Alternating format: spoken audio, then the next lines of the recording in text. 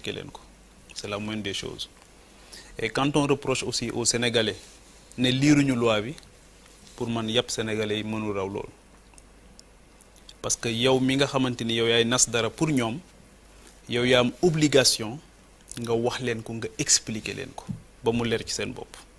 je pense que ne mënuñu reprocher Sénégalais yi ne liiruñu loi bi leneen li mooy il faut aussi ñu wax ñu la valeur ajoutée de cette loi ba mu leer seen bopp mooy régime bu bees bi lan la mën a indi parce que encore une fois je pense que ne ci wàllu xeex mbas la ñu nekk état d'urgence bi ñu décrété woon parce que ça fait 1 an ñu nekk ci guerre sanitaire bi lan la mën a indi loo xamante ni dinañu mën a gën a dimbali Sénégal pour ñu gën a mën a xeex mbas mi nga xamante ni moom moo dal ci sunu kaw réew je pense que loolu aussi foog ñu expliquer ko beneen bi mooy ban évaluation la ñu def ba gis ne président am na lu ko tënkoon ba mu gën a mën a ngir mu gën a mën a jàmmaarloo ak li nga xamante ni moom la ñuy def tey jii leneen li mooy bu fekkee ne la loi 69 dafa waxoon ne dafa tuddoon baatu calamité la tuddoon ndax loolu da nga koy mën a def différence bi tey ak catastrophe naturelle ak catastrophe naturelle tey jii bu ñu ko doon firi baat yi parce que ci dafa mel ni li ñuy dal ci question mandat yi rek mooy jamono bu nekk ñu daal di indiwaat question ci wàllu firi baat yi ba su la neexee bu jiixi jaaxa amee rek lu la neex mën nga cee dëxëñ donc bu fekkoon ne mën nañu définir baat yi ba nga xamante ni dina leer ci suñu bopp après ñu nga xamante ni dinañ mën a avancer mais qu'est-ce que cette loi apporte aujourd'hui comme valeur ajoutée ba nga xamante ni dina tax ñu gën a mën a xeex mbas mi parce que keroog ba may déglu le ministre à la télévision daanaka li ëpp ci temps perquisition rek la doon expliquer maanaam nan la ñuy def ba bu ñuy perquisitionner tey dans le cadre de ce régime là su boobaa dootuñu soxla mandat diw dootuñu soxla mandat mën nañ ko def ak yooyu léegi le CT aussi wax na ne ba ci armement bi sax day changer ndax booy jàmmaarloo ak ay nit xëy na nga gën a am donc langage bi ñu utiliser daanaka langage u guerre la alors que guerre sanitaire la ñu nekk di wax ne moom la ñuy def pour kii ko donc le contexte pour man bu fekkee ne c'est pour parer à d'autres éventualités pour prendre en charge d'autres aspects d'autres paramètres est-ce que xëy nii rek def ko nii dans l'urgence li gënoon du woon waxtaan ci ak ñi nga xamante ni ñoom lañ ci waxtaanal parce que bu fekkee ne droit codification des pouvoirs la te pouvoir dafa am ay pouvoir constitutionnel am ay pouvoir non constitutionnel jógoon dem ci ñoom waxtaan ak ñoom ne nangam ak nangam ñoo ngi koy bëgg a nas nangam lañ ci bëgg lii mooy finalité bi lii mooy opportunité bi je pense que ne loolu moo gënoon a rafet parce que jusque là effectivement ñoo ngi tirer ci kaw ñi nga xamante ni liiruñu wala mënuñoo liir waaye même ñi nga xamante ni ñoo mën a liir sax leerul ci seen bopp. merci Pape Djibril donc jàppal di nga tontu mayal malal mos ci débat bi moom i tamit mais surtout 2 questions essentielles je retiens li mu wax qu'est-ce qu'elle apporte en valeur ajoutée cette loi pour lutter contre Covid bi et aussi l'opportunité loolu la allez malal bismillah. waaw xam nga dama jàpp ni rek ku bëgg a tinkeeku dafay fekk nga tënku. jàpp ma ni Macky dara tënk na ko parce que si tu as à l'Assemblée nationale une majorité qui t'obéit au bout du doigt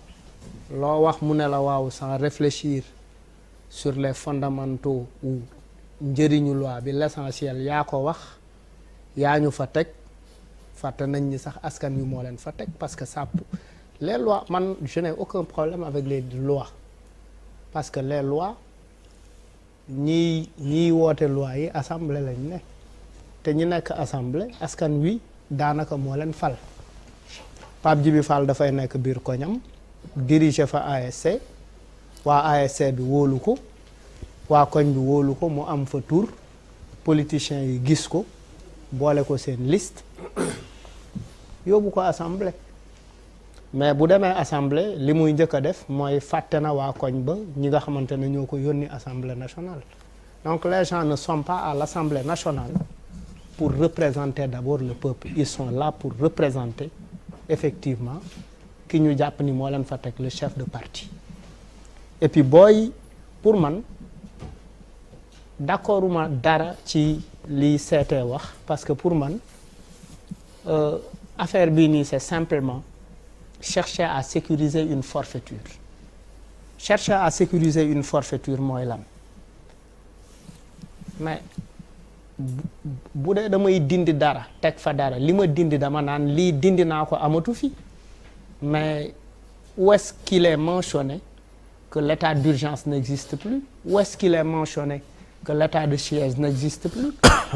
et puis quelle est la lan mooy nu mu tuddati sax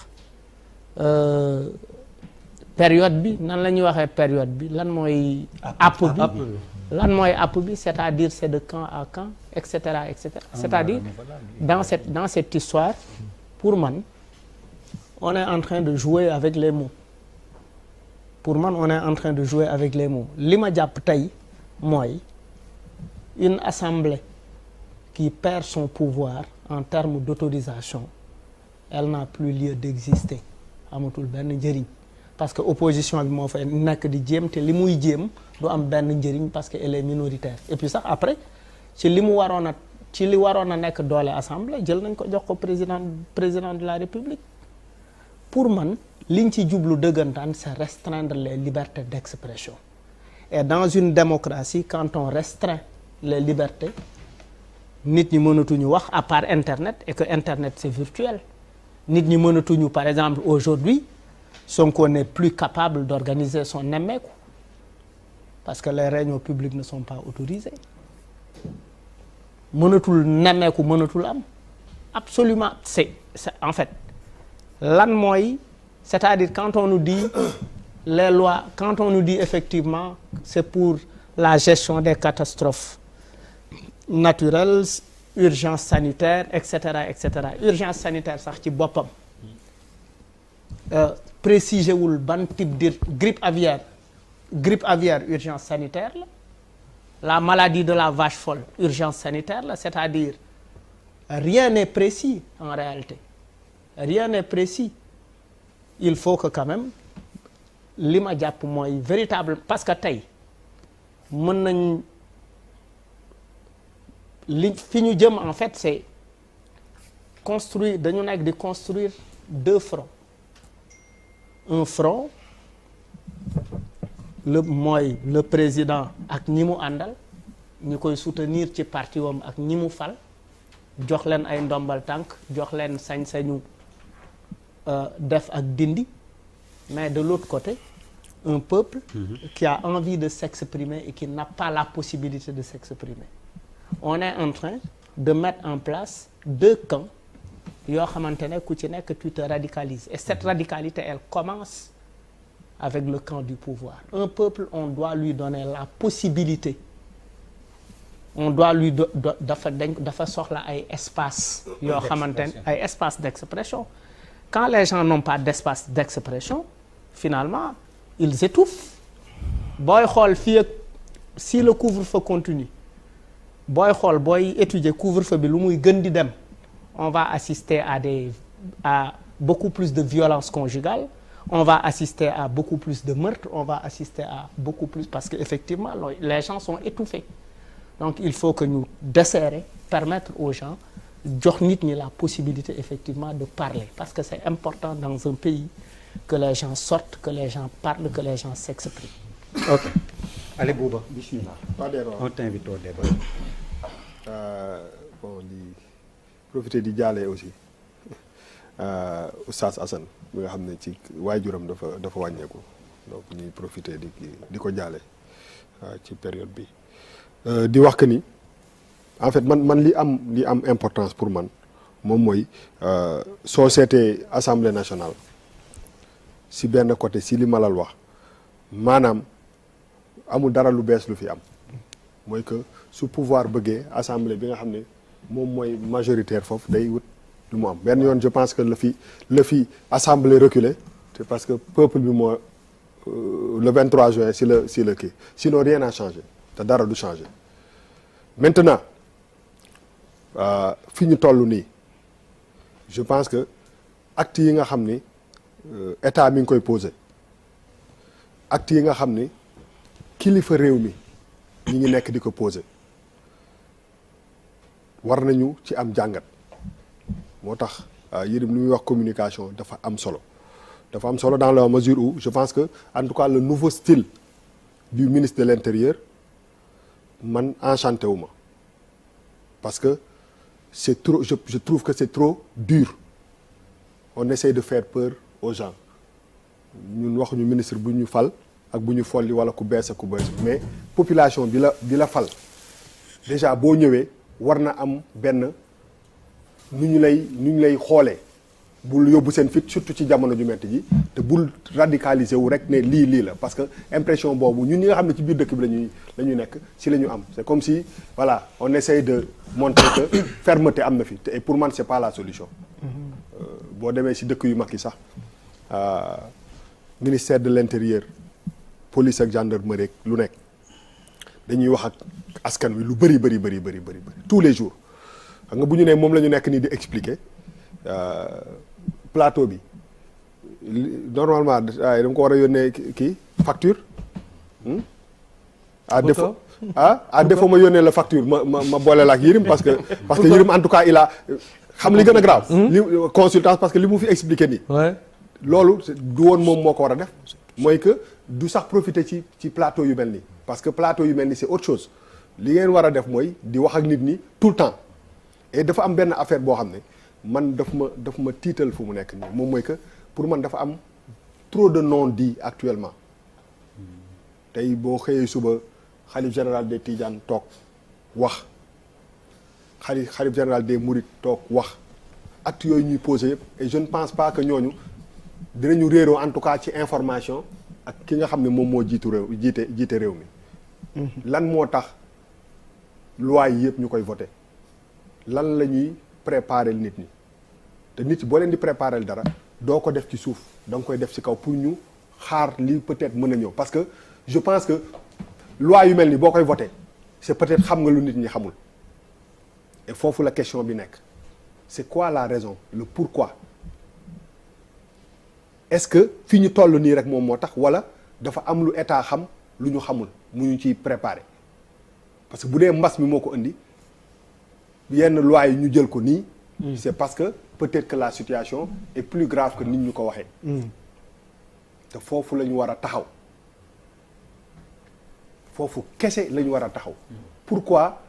c'est révolutionnaire démocratie dafa avancer oui mais why now pourquoi maintenant nii lan moo ko sabab parce que nit ñi aussi Sénégal la ñu nekk il faut ñuy wax ak ñoom te wax ak ñoom du ci plateau télé rek wala feneen ak feneen nit ñi ñu gën a bëri li ñuy wax ni yëpp chinois la ci ñoom ay état d'urgence ak ay yooyu yëpp nit ñi kat boo rombee 10 Sénégalais 9 yi xamuñu dara ci li ngeen di wax absolument rien du tout te loolu je pense que suñu bëggee suñu réew yi avancer loolu ngeen war a njëkk la état régime bu fi mënti ñëw il faut mu jël effort yu gën a bëri pour que ñi nga xam ne ñoom la ñuy jiite ñu mën a xam ci lan la ñu nekk te loolu c'est un problème mais lan moo waral ñuy poser actes yi en ce moment ba pare pourquoi on est avare en information pourquoi l'État ne communique pas avec les populations c'est pas le du rek tous les jours docteur Mamadou Ndiaye ñëw lire affaire bi dem les gens ont envie de savoir te foofu la ñu toll bu dee dañu xam lu nit ñi xamul ñu wax leen ko parce que lan moo waral loi bi il faut ñu wax ko est-ce que c'est parce que 295 nit yi feebar par jour wala 5 morts yi la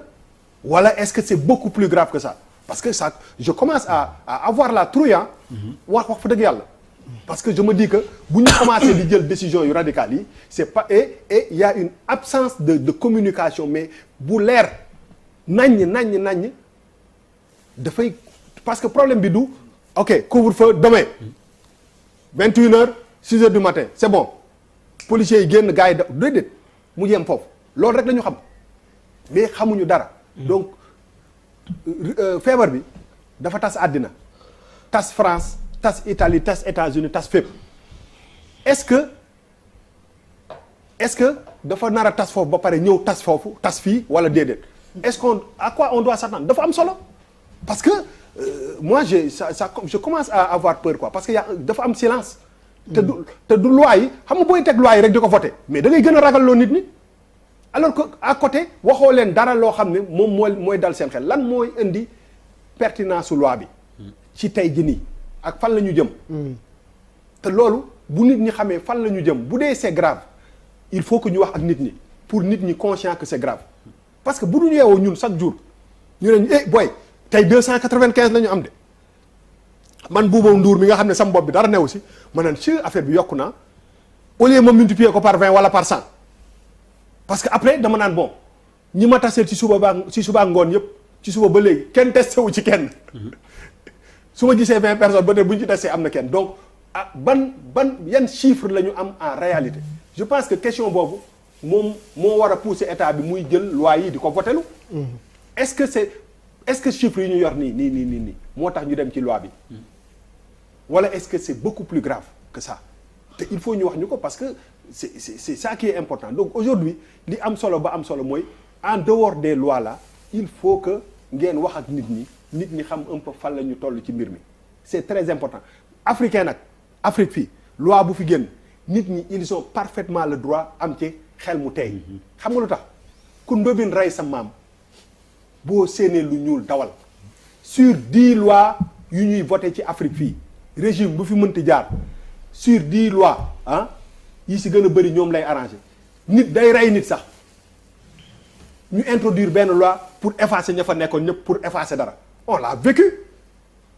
il faut pas ñu foog ni nit ñi aussi dafa am lu tax lu ko sabab parce que les gens bu ñu amul confiance ci loi yi pour ñoom loi bu gaa yi teg rek dem assemblée woote ne nii rek la plupart du temps sur 10 9 yëpp c'est politique wala am na lu ñuy préparer donc nit ñi ils ont parfaitement le droit di am jiixi jaaxa parce que bu doon loi yi ñu fi yàgg a voté yëpp dafa nekk pour le peuple nit ñi peut-être que dinañu am confiance que lii la mais wax fa dëgg yàlla loolu saa yi ñu wootee assemblée nationale d'urgence depuis des années d'ailleurs yëpp c'est pour régler un problème 90% politique wala pour préparer benn affaire te moom laa ne 23 juin dafa am lu mu bàyyi ci bopp nit yàggul ba nga xam ne loi bu ñu nee assemblée rek les gens ils commencent dañuy def jiixi jaaxa parce que noonu la suñu réew yi tëddee bu ñu waxantee dëgg te yàlla tax donc je pense que ça c'est important. alors Yérim bàyyi ko mu tontu boppam après bon nga compléteel ko wala. non nga continuer.